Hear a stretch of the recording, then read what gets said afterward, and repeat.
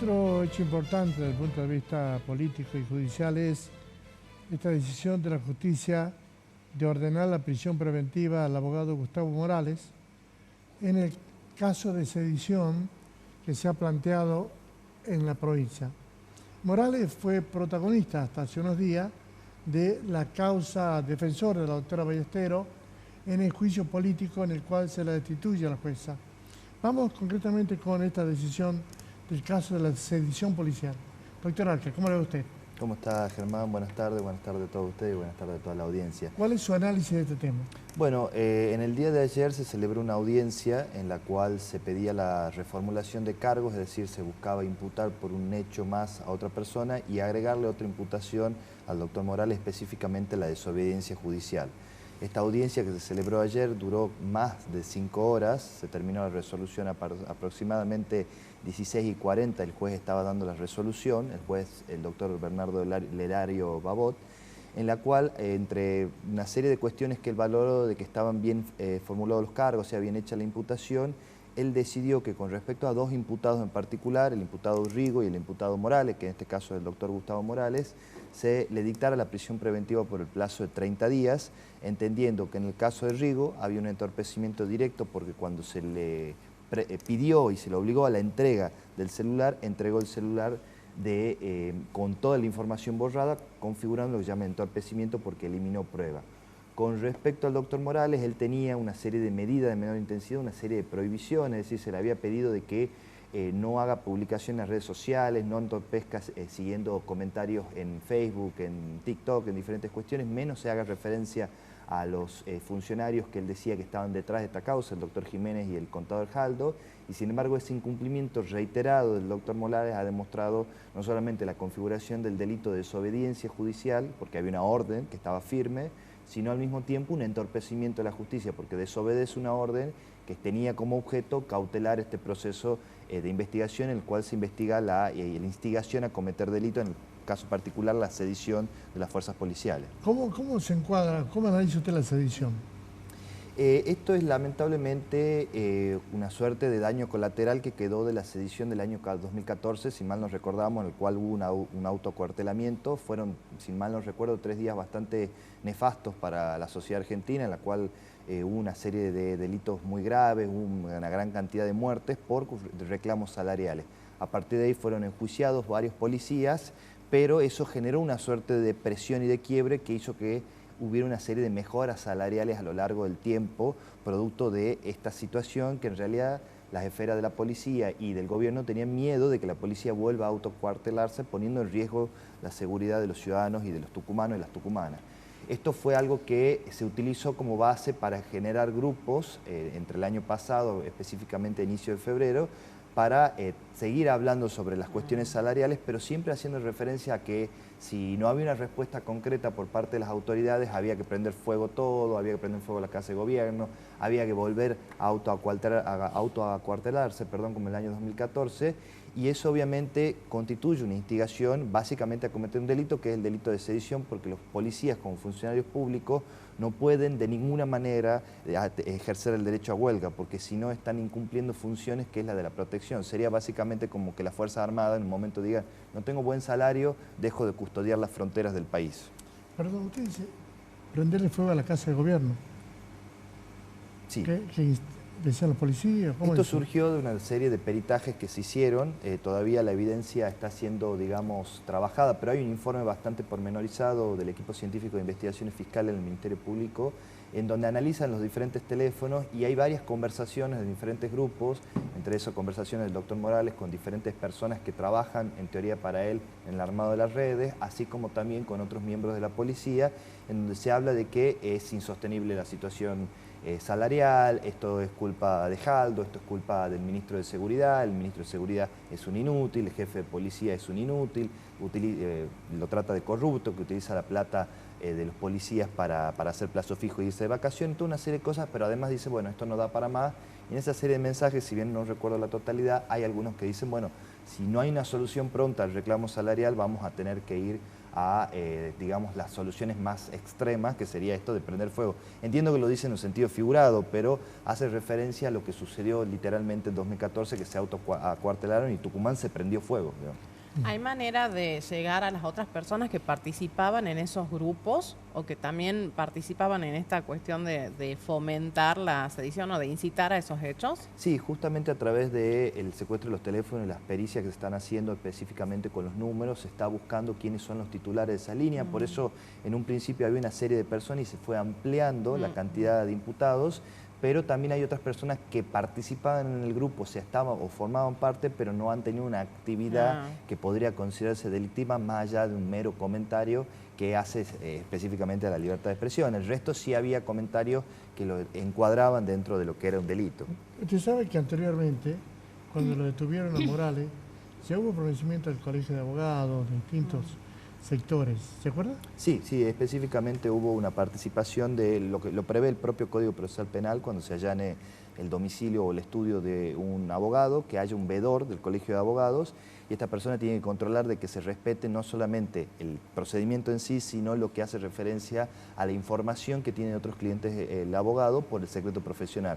En ese caso estuvo como vedor el doctor Sánchez Martínez, que actuó muy bien, y el pronunciamiento en realidad era que había habido una serie de manejos que podrían ser cuestionados con respecto a cómo se lo trató al doctor Morales. Independientemente, y esto lo digo de manera pública, no es santo de mi devoción el doctor Morales con su forma de manejarse, pero lo cierto es que cuando un profesional es allanado, un profesional es investigado, en particular un abogado, nosotros tenemos por la ley de ejercicio profesional una equiparación al magistrado, en este caso fiscales o jueces, a la hora del trato y respeto que se nos debe. Entonces la comparación es, si uno tuviera que allanar en la casa un fiscal, ¿se comportaría igual que como se comporta un abogado?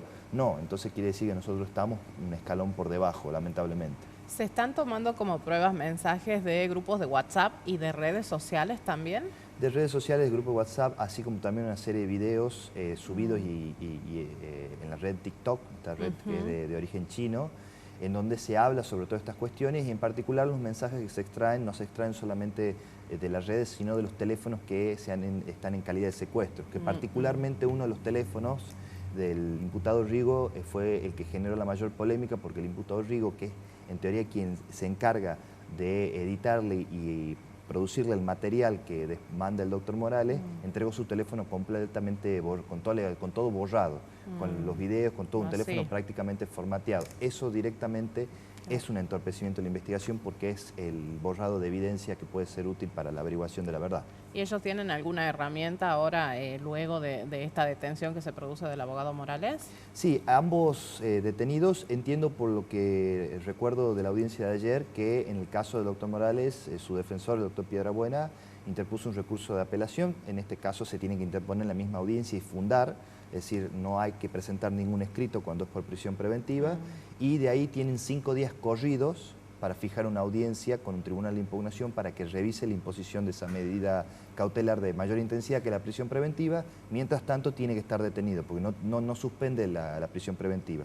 Entiendo en el día de ayer que el doctor Morales estaba en la sala de audiencia al momento de escuchar la resolución, que fue, digamos, abordado por la policía y detenido, y ahí creo que se descompensó y bueno, fue llevado al sanatorio, pero están viendo dónde queda alojado, dado que no hay cupo en Villa Urquiza. Estaría 30 días, perdón, 30 días es la medida. 30 días fue la resolución, el Ministerio Público Fiscal pedía 60 días, el juez hizo lugar parcialmente a lo pedido por el Ministerio Público Fiscal, lo redujo en 30 días y estos se cuentan obviamente de corridos y una vez que se cumple ese plazo se revisa la medida cautelar independientemente de que en el interín se pueda apelar y obviamente pedir un cese de la prisión. Perdón, esto es una cuestión preventiva. La pregunta es, ¿cómo sigue el juicio para resolver este juicio? En este caso en particular va a ser un proceso que ya el primer día de las primeras audiencias, por pedido de la doctora Barriobainera, fue declarado un proceso complejo.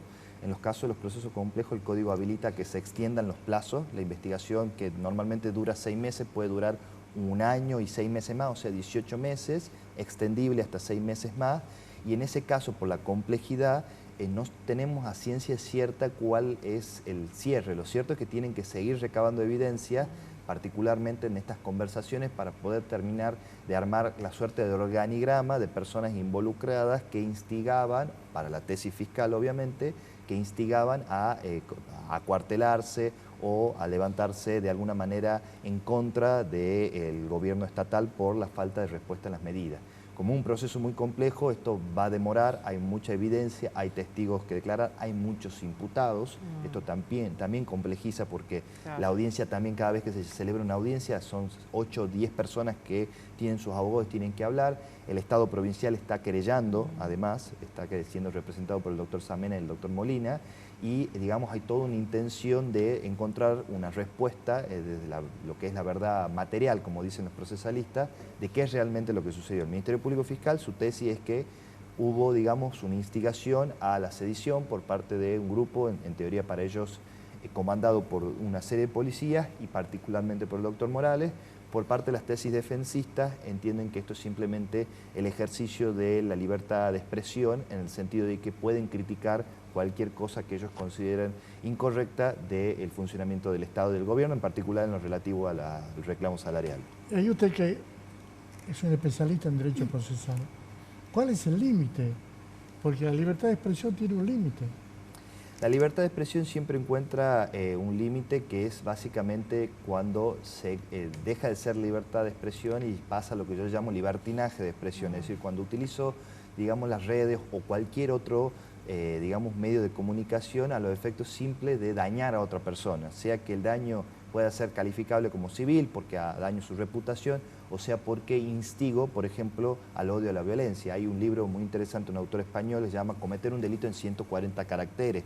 Cómo yo puedo instigar a un grupo de personas a que ataque a determinado grupo minoritario, como el grupo LGTB, o un grupo minoritario vulnerable, o un grupo político, diciendo que, poniendo una falsa noticia, tales personas hicieron tal cosa, son todos unos asesinos, toda una cuestión, mandarlo, viralizarlo, instigarlo. Si bien estoy ejerciendo mi libertad, ya estoy excediendo los límites de la libertad, porque todo derecho tiene un límite, tiene una reglamentación que es básicamente donde comienza el derecho del otro, que es también la otra persona tiene derecho a que no sea, digamos, ofendido, ni atacado, ni calumniado, y al mismo tiempo tampoco puede ser víctima de perdón la expresión, pero un loco de la guerra que viene y dice hay que prenderle fuego a todas las iglesias, hay que prenderle fuego a todas las comunidades LGTB.